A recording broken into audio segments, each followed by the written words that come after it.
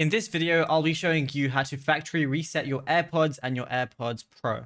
It's a very simple method, so if you find this video helpful, be sure to drop a like and subscribe. On previous gen AirPods, what you would have had to do, on the back, you would have to see this little dot right here. So you would have to hold that, and then basically if you hold it long enough, it would factory reset. But for the AirPods Pro 3, what you're gonna have to do to factory reset it is, while these are both in your case, you're going to have to double tap the middle. Then basically, once you double tap the middle 3 times, you're going to see this white flashing logo, and that's how you know that it's in factory reset mode. It's a fully factory reset.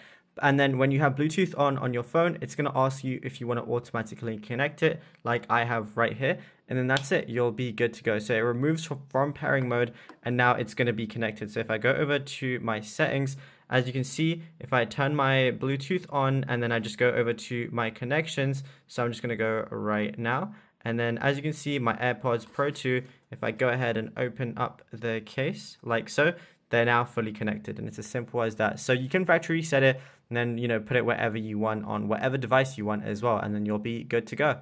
Now, if you found this video helpful, drop a like and subscribe, and check out our other AirPods videos on the channel.